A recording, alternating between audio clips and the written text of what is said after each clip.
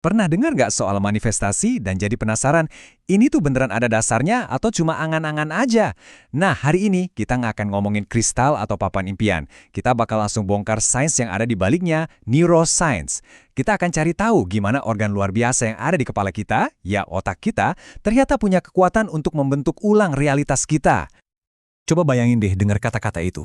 Itu adalah titik terendah bagi penulis buku yang kita bahas hari ini. Seorang ahli bedah saraf yang kehilangan semuanya, rumah mewahnya, mobil-mobilnya, seluruh hidup yang udah dia bangun susah payah. Kisahnya yang luar biasa ini jadi titik awal kita untuk ngerti gimana seseorang bisa bangkit lagi dari kehancuran total. Jadi, ini dia ide utamanya. Kekuatan buat mengubah hidup Anda itu bukan datang dari angan-angan kosong. Kekuatan itu datang dari pemahaman dan kemampuan untuk mengubah organ paling kuat yang kita punya, otak kita. Dan ini dia mekanisme inti di balik semuanya, neuroplastisitas. Anggap aja otak Anda itu kayak tanah liat yang bisa dibentuk.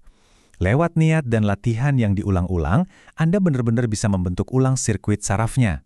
Membuang jalur lama yang udah nggak berguna dan membuat jalur baru menuju realitas yang Anda inginkan. Oke, sekarang kita masuk ke detailnya ya. Gimana sih sebenarnya jaringan di otak kita ini membentuk realitas kita sehari-hari? Ini adalah inti dari cara kita memandang dunia loh. Pernah nggak sih ngerasa ada suara di kepala yang ngoceh terus, ngomentarin semua hal yang Anda lakuin? Nah, itu dia, jaringan mode default atau DMN. Jaringan inilah yang menciptakan cerita tentang diri sendiri. Dan sayangnya, sering banget jadi sumber dari kritikus batin yang nggak ada habisnya itu. Nah, disinilah masalahnya muncul. Waktu kita stres, si DMN ini pada dasarnya bekerja sama dengan sistem ancaman kita. Hasilnya, kritikus batin yang super kuat yang bikin kita kejebak dalam lingkaran pikiran negatif, terus-terusan muter ulang kegagalan dan kecemasan. Tapi tenang, ada penawarnya. Namanya Jaringan Eksekutif Pusat atau CEN. Anggap aja nih kayak CEO di otak Anda. CEN ini yang bikin kita bisa fokus, ngatur emosi, dan bikin keputusan dengan sadar.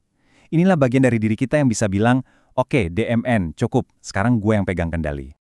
Jadi, ini menimbulkan pertanyaan penting di dunia modern kita. Dengan DMN yang gampang banget teralihkan dan CN yang butuh fokus, siapa atau apa yang paling diuntungkan dari perhatian kita yang terpecah-pecah? Jawabannya tentu aja adalah teknologi yang ada di saku kita. Ponsel pinter itu pakai prinsip psikologis yang sama persis kayak mesin slot di Las Vegas. Setiap kali kita scroll, kita nggak tahu kapan kita bakal nemu sesuatu yang menarik. Ketidakpastian hadiah inilah yang lepasin dopamin dan bikin kita nagih, yang secara efektif membajak perhatian kita dari hal-hal yang sebenarnya kita pedulikan. Dan ini dia dampaknya. Rata-rata orang menghabiskan 1.460 jam setahun di ponsel mereka. Itu sama aja kayak 91 hari penuh waktu Anda bangun. Coba bayangin, apa yang bisa Anda wujudkan kalau Anda bisa merebut kembali sebagian kecil aja dari perhatian itu? Ngelihat statistik yang bikin kaget tadi, jelas banget kalau langkah pertama untuk ngambil alih kendali adalah dengan menenangkan pikiran kita yang terus-terusan terstimulasi. Kita nggak bisa mikir jernih kalau tubuh kita dalam mode panik. Jadi kita harus mulai dari dasarnya, menenangkan kondisi tubuh kita. Seperti yang bisa Anda lihat di sini, tubuh kita itu pada dasarnya punya dua mode utama. Simpatik atau lawan atau lari yang dirancang buat ngadepin ancaman nyata kayak macan. Masalahnya, kehidupan modern bikin kita terus-terusan ada di mode ini gara-gara email dari bos atau macet di jalan. Yang kita butuhin adalah mengaktifkan mode parasimpatik atau istirahat dan cerna yang memungkinkan pemulihan, kejernihan, dan pelepasan hormon-hormon positif. Yuk, kita lihat contoh nyata dari Anula. Dia pindah ke Amerika Serikat dari Sri Lanka dan ngerasain tekanan yang luar biasa besar untuk sukses.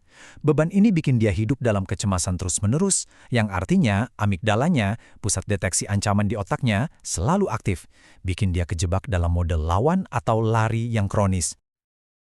Sekarang, ini dia fakta yang benar-benar mengejutkan tentang gimana cara menenangkan sistem saraf kita.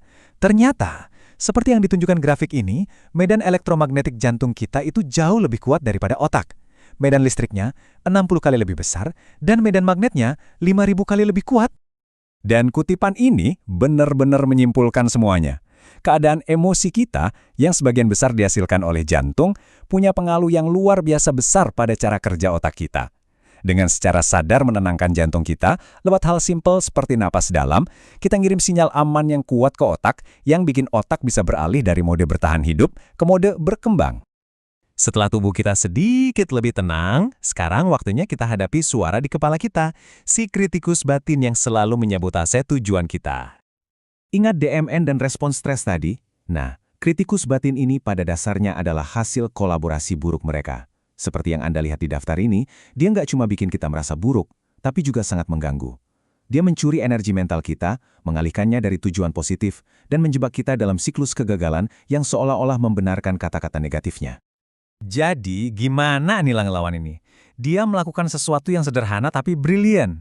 Dia mulai nulis surat untuk dirinya di masa depan, ngasih selamat ke dirinya sendiri atas promosi yang bahkan belum dia dapetin. Dengan ngebacanya berulang kali, dia secara aktif melatih otaknya untuk rasain emosi sukses, membangun kepercayaan diri, dan mewujudkan pribadi yang dia inginkan. Langkah terakhir adalah menanamkan niat kita begitu dalam sampai otak kita mengerjakannya secara otomatis, bahkan saat kita nggak mikirin itu secara sadar. Alam bawah sadar itu bukan sesuatu yang mistis loh.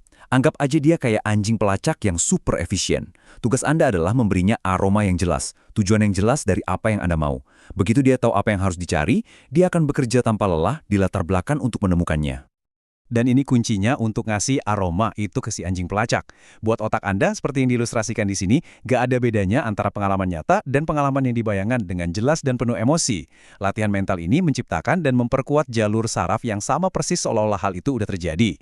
Ini secara harfiah mempersiapkan otak Anda untuk realitas yang baru. Dan inilah hasil akhirnya bagi Anula. Setelah berbulan-bulan melatih otaknya lewat visualisasi ini, waktu surat penerimaan sekolah kedokteran yang dulu kayaknya mustahil itu akhirnya datang. Rasanya nggak mengejutkan sama sekali. Rasanya wajar. Otaknya udah berlatih untuk momen itu berkali-kali, sampai rasanya seperti sebuah kenangan yang memang seharusnya terjadi. Jadi, kita udah lihat kan gimana proses ini bekerja dari tingkat sel saraf sampai ke pengalaman hidup nyata. Anda punya semua alat yang dibutuhkan untuk jadi arsitek bagi otak dan realitas Anda sendiri. Prosesnya sebenarnya bisa disimpulkan jadi 3 langkah praktis ini. Pertama, tenangkan sistem saraf Anda untuk menciptakan landasan yang stabil. Kedua, fokuskan kembali perhatian Anda pada apa yang benar-benar penting. Dan ketiga, rasakan emosi dari hasil yang Anda inginkan untuk menandai itu sebagai hal yang penting bagi alam bawah sadar Anda. Neuroplastisitas itu bukan teori, itu adalah fakta biologis. Setiap pikiran yang Anda punya memperkuat beberapa koneksi saraf dan melemahkan yang lain. Dengan pengetahuan ini, pertanyaannya bukan lagi apa ini mungkin, tapi apa yang akan saya bangun dengan kekuatan ini. Pilihan ada di tangan Anda.